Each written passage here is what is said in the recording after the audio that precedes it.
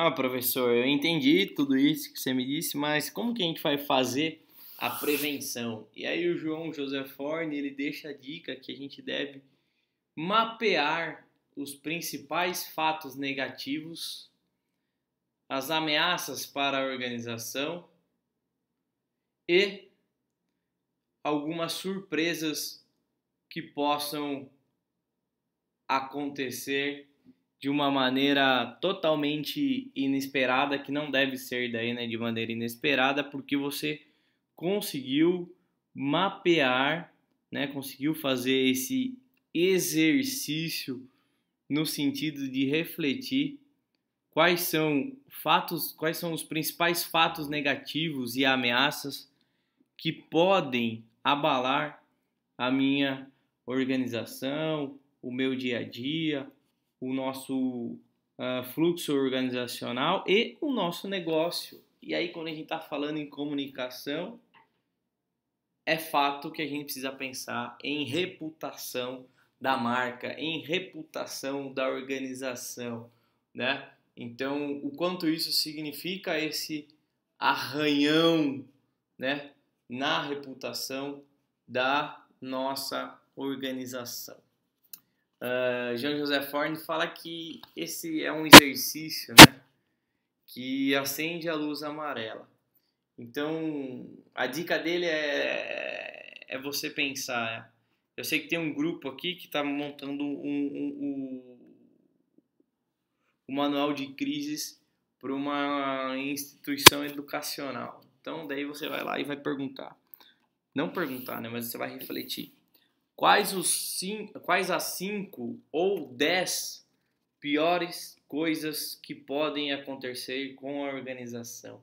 E aí é de fato elencar isso e mostrar qual é o grau de vulnerabilidade desses 10 pontos que você respondeu, e além desse grau de vulnerabilidade, o quanto eu estou preparado ou o quanto eu não estou preparado para trabalhar e agir nesse momento. E aí ele também fala assim, para vocês refletirem o que pode acontecer no Brasil, o que pode acontecer no mundo que vai afetar a nossa organização, que vai afetar a minha organização. Para o que? Quando acontece um problema do Covid, apesar do alerta, a luz amarela ter acendido já há 2, 3 meses, nos primeiros casos que apareceram na China, a minha organização no Brasil já deveria ter pensado nesse alerta global que foi dado, para que não chegasse esse momento e a gente tivesse que se reinventar, ou pior, que tem acontecido com muitas organizações no Brasil nesse momento. É o improviso. E o improviso tende a dar baixa efetividade, né? Então ele não tem de ser efetivo na sua execução e assim por diante. João José Forte fala que diagnosticar as ameaças, os pontos vulneráveis e criar sistemas de defesa e de respostas integram o que ele chama de política de prevenção. E aí aquela discussão que a gente sempre faz e retoma e vai, né? É que as organizações deveriam investir nesse tipo de situação. Mas aí eu te pergunto, em que momento que o Brasil se encontra, né? Seja um empresário de médio, seja um empresário de pequeno porte, seja um microempresário, que há um ano ele estava trabalhando para pagar a janta de 3 dias que já tinha passado, então isso significa que ele tinha contas em atrasos, né? E aí, conforme ele ia conseguindo sobreviver, ele ia pagando aquilo que estava atrasado. Hoje, talvez o sistema econômico nacional estava permitindo que uma boa parcela das empresas do nosso país estivessem vendendo o almoço para pagar a janta. Isso significa que estava um pouquinho mais equilibrado, como é que ele vai investir nessa situação de pensar em prevenção, né? E gastar também dinheiro com isso e assim por diante. Então, por essas razões, eu acredito que no Brasil, as pessoas que atuam e trabalham com comunicação devem sim colocarem nesse meio do seu dia a dia o levantamento ou a auditoria de pontos vulneráveis e ameaças. Pode parecer bem simples, mas no segundo semestre a gente realiza um levantamento dos pontos vulneráveis dos alunos, que vocês ainda dão nota de 0 a 10, colocando um peso, e aí a gente tira a média ponderada para saber se minha empresa é 8, se minha empresa é 5, num grau de risco. E eu não sei se vocês lembram desse exercício, a gente separava lá em saúde, que daí o aluno ele parava para pensar qual foi a última vez que ele foi ao médico, se ele fez exames, aí a gente pensava como é que estava a alimentação desse aluno, pensava como é que está a prática de atividade física, e aí ia dando nota para isso. Então, esse exercício no Brasil precisa fazer parte, inclusive, do trabalho de planejamento de relações públicas. Então é por isso que eu acho que é importante que pelo menos quem esteja agora no TCC, que esse manual de crises que está sendo construído por todos nós, que seja parte integrante de fato, né, do seu plano aí de comunicação, do seu projeto de relações públicas, assim como queira chamar. Dependendo da situação, é importante ter exageros e maximização da futura crise. É exatamente o momento que a gente vive. Muitas pessoas entendem como um grande exagero, mas é importante você dimensionar as problemáticas que podem afetar o dia a dia da nação, porque isso pode afundar o país de uma maneira que o Brasil demore 5, 6, 7 anos para se recuperar, ou se a gente maximiza com ações mais enérgicas agora, provavelmente em 6 meses a gente deve aí estar caminhando para uma certa naturalidade dos fatos, né? Alguns especialistas têm sido mais otimistas, a gente tem visto declarações, inclusive do próprio gestor da crise no estado de São Paulo, o Dr. Davi Wip, professor na área de medicina da Universidade de São Paulo, já foi secretário de saúde do estado de São Paulo, já integrou alguns sistemas de saúde do próprio SUS com cargos importantes em nível federal. E o Dr. Davi Wip, ele tem comentado, né, que provavelmente a gente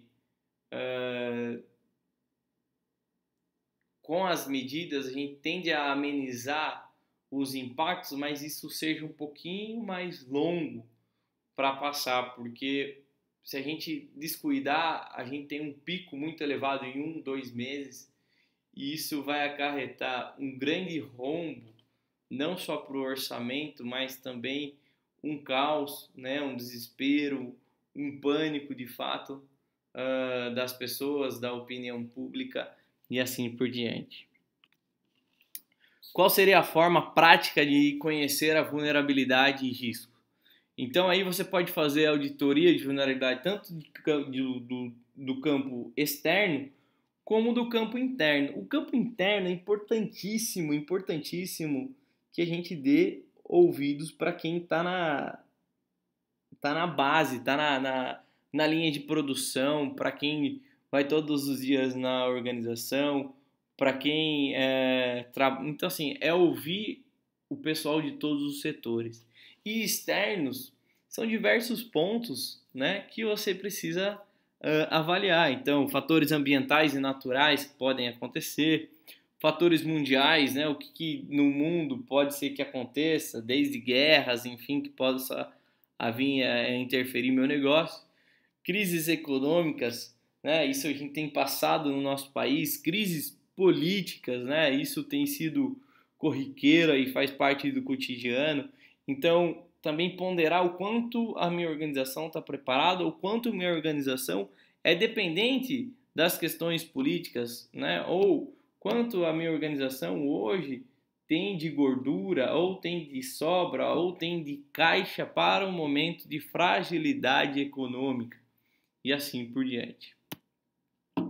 Bom, prevenção não é um gasto inútil, pelo contrário, representa investimento. O planejamento prévio pode ser a diferença entre o sucesso e o fracasso de uma organização na hora da crise.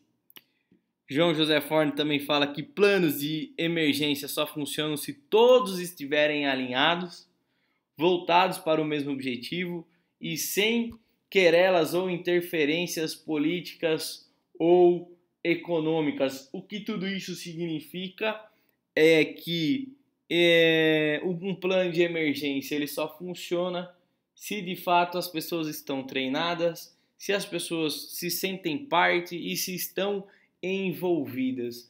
Pode parecer besteira, mas vocês percebem que ao tempo todo o governo brasileiro tenta envolver e dividir a responsabilidade com a nação, né, com a população, no sentido de falar, olha, o governo vai fazer sua obrigação, mas você também precisa fazer sua obrigação, evite aglomerações, evite participar de eventos, né, fique na sua casa, se resguarde, respeite o próximo, ajude o idoso no sentido de ficar um pouquinho mais longe do seu avô, da sua avó nesse momento, se você está tendo algum tipo de contato externo.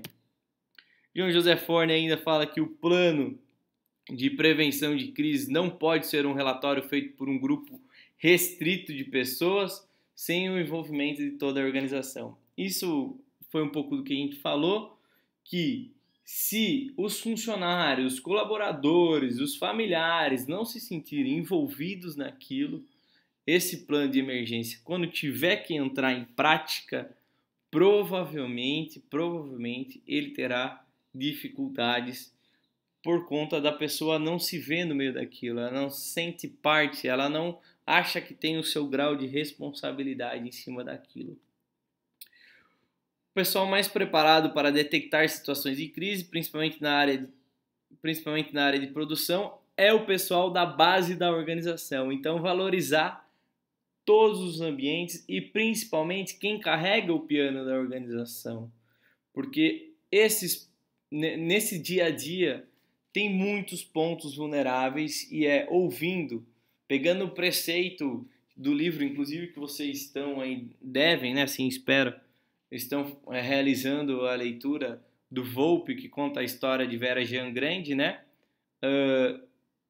Que a base da nossa profissão, né, ela como uma boa ombudsman, é saber ouvir, né? Então acho que isso é um princípio que Vera Jean Grande deixa para a gente muito importante, porque as relações públicas muitas vezes se confundem e acha que ela está ali sempre para orientar e esquece que ela também precisa ouvir.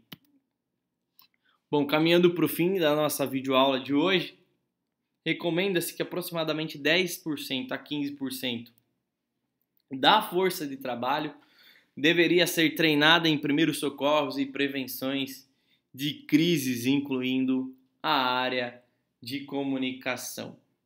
Eu quero trazer um casezinho aqui para vocês, que a Natura tem divulgado de maneira patrocinada em suas redes, né? Todos os dias vamos refazer nosso pacto social, né? Que é esse distanciamento social. Se cada um fizer sua parte, criaremos um novo mundo com mais amor, saúde e prosperidade para todos. Cada pessoa é um mundo e todo mundo importa. Aí continua: estamos nos unindo para barrar o contágio. Preserve a nossa rede de relações e manter a economia circulando.